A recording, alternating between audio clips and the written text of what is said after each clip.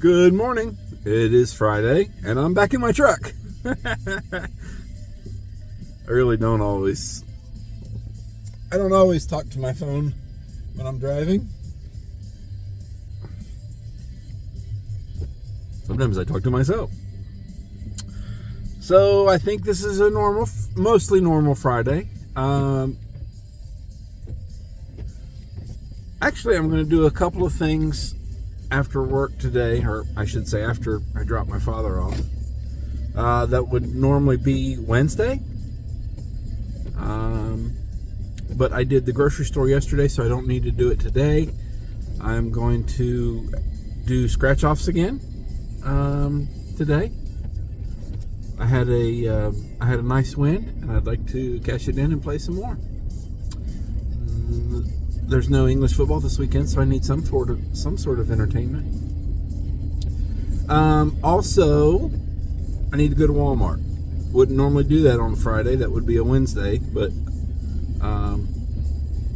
just kind of works out. I'm glad I don't have to do the grocery store. I did enough damage yesterday.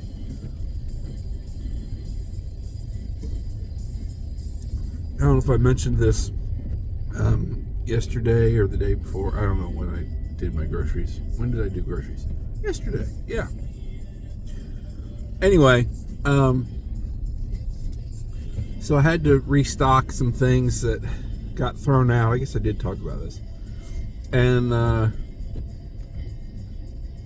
it just was way more money than I wanted to spend, but it needed to be done. But it also, and cause and effect, was the most full shopping cart I ever dealt with. And I thought, man, I don't know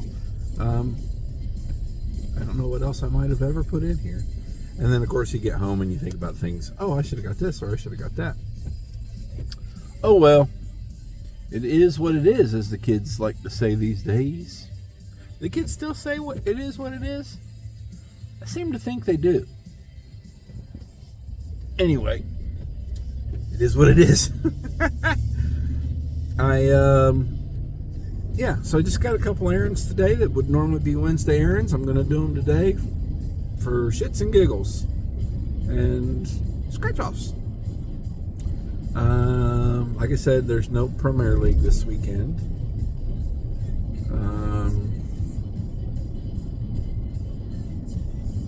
It's college football.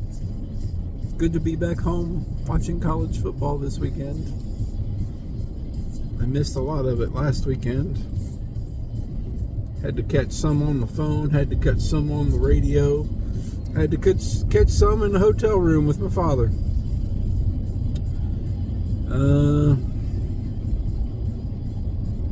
Yeah, I guess that's all. I'm rambling. See ya. Alrighty, boys and girls. I cashed in. I bought some more. I held a little out. I'm on my way. Now I am on my way to, I don't know. Oh, Walmart. Got a few things to get at the Walmarts. Walmarts. What about Walmart? Is that the place where they sell walls? Ooh, wouldn't that be neat? A wall store. Hi, old friend. Yeah, an old friend. Old as in, well, yeah, old. But don't know if I can say we're friends anymore. Kind of weird. Anyway,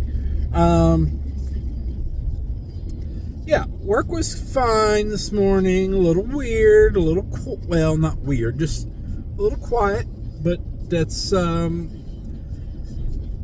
guess that's to be expected.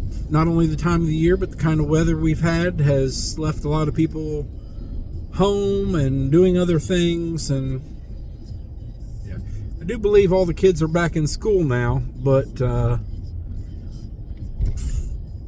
don't think all the parents are back to work necessarily. Heard a lot of horror stories this morning about property damage and people that were actually out of power longer than I was. a whole lot of people were surprised when I said 10 hours. I mean 10 days. So I think 10 was probably above average, but I can vouch to you that other people had it longer than I did, or didn't have it as long as I did. You know what I mean. Anywho, that looked like an old bike of mine. I really want to go back and. Did you see the bike back there? That really looked like one I used to have. That got gone. I say got gone. Okay, so it was the first bike, like serious bike that I bought. Well, I guess I never actually bought myself any bike until I bought a serious mountain bike. And at the time, it was probably like the third best one they had, maybe second, third best mountain bike from Specialized. But I'll tell you how old it was. It was before they all had shock absorption on the front. That's how old it was. It did not have a hydraulic fork on the front. But I loved that bike, and had 2 sets of wheels for it, because at the time I didn't want to or think that I would buy 2 separate bikes. So I had the regular knobby mountain bike tires, gearing for mountain bike riding, and then I had a second set of wheels made that had different gearing, had the gearing of a road bike, but the rims and axle of a mountain bike tire, but I had slicks put on, like road bike tires, but mountain bike width, so they'd fit on a mountain bike. And rode the hell out of those. Man, I rode everywhere on my mountain bike that became a road bike when I wanted it to. And damn, I really did love that bike, until I didn't anymore. And I guess I had pretty much stopped riding, maybe, I guess. I really don't remember why I stopped riding. But I sold the bike to a bartender at a place that I used to frequent. And I let him give me a big hunk and then pay me the rest later. And he paid me one of 2 or 3 payments. I never got all the money from him, but I feel like I got enough to not be too bitter about it. But I do wish I had that bike back. I'd give him all the money that he was supposed to give me if he'd give me the bike back. And I ended up eventually, when I realized how much I liked riding a road bike, and got a road bike, and then I started to miss my mountain bike. So 2 decades later, 1838, yeah, probably a little more than 2 decades later, I bought the same model. Obviously it was had all the gadgets and tech upgrades that a 20-something year newer version of the same bike. But believe it or not, this is kind of what's crazy. It probably went down on the list of bikes as far as most expensive to least expensive for Specialized mountain bikes. I paid the same price. I bought the same bike 20-something years later and paid the same price that I paid the first time. So yeah, that was kind of, I always thought that was kind of funny. But yeah, Specialized hard rock. Now you probably can get a Specialized hard rock for, I don't know, $300 or $400, which is what I paid for it initially. In Greenville, that was at what was the name of that place? Sunshine Cycle on Pleasantburg Drive. Guy's name was Boney. Hard to forget a name like Boney. Anywho, yep, Boney sold me my first mountain bike, my first Specialized hard rock. Sorry, man, talk about a tangent there.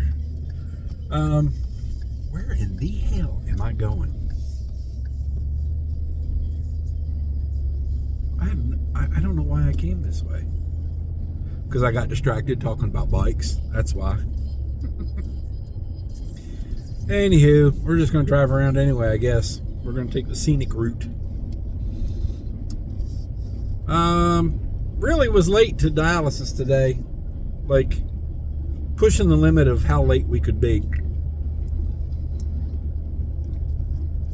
I was told that pretty much 10:15 would be the point at which they might consider just saying, not today. And damn, it was damn near 10:15 when we got there. My father will not get up when his alarm goes off. So it does no good for me to set his alarm before I go to work on Fridays, because he's still going to lay in bed after he gets up and unplugs the alarm clock. And that's not doing me any good, because then when I give him his meds and then give him his food, he's not ready to go to the bathroom when I need him to be. I really need him to go to the bathroom before we go to dialysis. Especially on Fridays, because he's not going to get a shower till Sunday. I want to make sure I send him off with good, fresh, clean brief, freshly powdered butthole. If he's got bandages or anything on him, I want to either take them off or change them. Today I just had a Band-Aid to pull off. If you watched, or if you recall, the first night of the power outage, he fell out of bed. I don't know what the hell he did on the floor. Apparently he was there for quite a while. There was evidence that he was trying to pull himself up, but what he grabbed a hold of was a calendar on his dresser, and so all he did was rip a page off the calendar that was laying there on the floor. So I knew that happened. I didn't see any other signs of distress or anything damaged or out of place. But he said he had been there a while when he finally did hear me and get me. Anyway, so he really struggled to get off the floor even with my help. But he got a carpet burn on his right knee.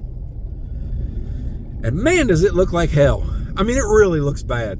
And I kept it cleaned and wrapped up for a while, and then I after almost 2 weeks, I said, hey, we need to let this thing scab up, let it air out, dry up, scab up. And he said, okay. So after a shower on yesterday, I think that was yesterday's shower, cleaned it real good. Was still wanting to bleed a little bit, but pretty much didn't. I mean, it stopped quickly. But showered, cleaned him all up, put fresh everything on. And then he went into the living room and sat down to watch TV for the rest of the evening. So this was probably like 5 or 5:30 maybe. 5-ish. Anyway, covered up because of course he gets cold, especially after a shower he gets cold. And in the meantime, the blanket he covers with was up against the wound on his knee, and as it dried, you guessed it, the blanket stuck to it, so that when he went to go to the bathroom and threw the blanket off of him, it started bleeding, running down his leg, bleeding, not just a little trickle. He must have ripped the whole thing open pretty good. So I put a different bandage on it, a big one, and I thought I'm going to leave this on here until he gets home this afternoon after dialysis. Then I'll take it off and we'll see if that thing will heal up a little bit, dry up, heal up, scab up, whatever. I know they say you keep those things moist, and we did for as long as we could, and I'll put some more ointment on it, but I feel like it needs to be aired out a little bit. Aren't you glad I shared that disgusting story with you? My father's 80. His skin is thin and I don't know if fragile's the right word or not, but vulnerable to any little thing. So he bleeds easily. He is on a blood thinner. And he also has an extremely bad habit of picking at things. So if he has anything remotely elevated on the surface of his skin, his fingernails will find it, and he'll pick at it. And I can yell at him all I want to, and I normally yell, "Quit picking." I probably have said "quit picking" to my father more than anything else ever, except, "Hey, let's get a shower." No, I guess I say "quit picking" more than I say "let's get a shower." Anyway, so I have a very good, a very diverse collection of Band-Aids. All shapes and sizes, waterproof, not waterproof, antibiotic treated, not antibiotic treated, wraps, gauzes, Neosporin, Polysporin, Basitrin. I have a really extensive first aid collection. But that's okay. Anywho, I'm rambling again. So I'll talk to you later. See ya. Bye. All right, so I'm in the cave.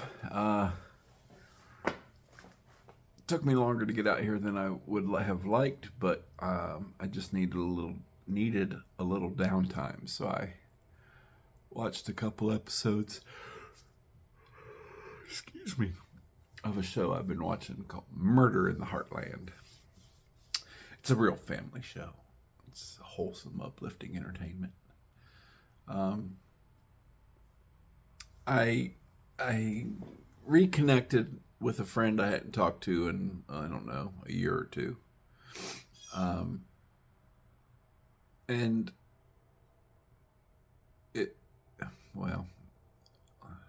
I'll skip all of that stuff. Anyway, we got to talking about what do we watch on TV.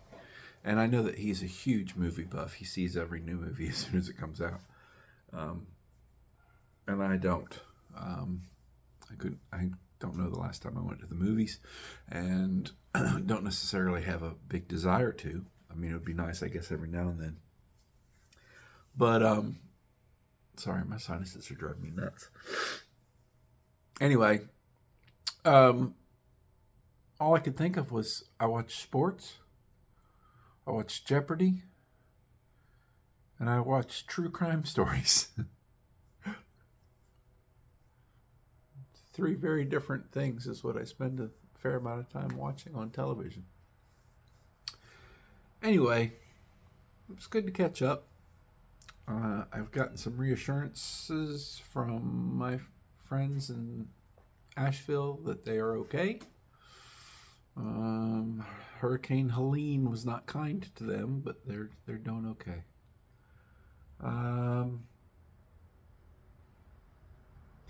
There was something very specific I was going to talk about, but for the life of me, I can't remember what it was. So I guess I'm just going to do my cardio and maybe lift a little weights and talk to you later, I guess. See ya.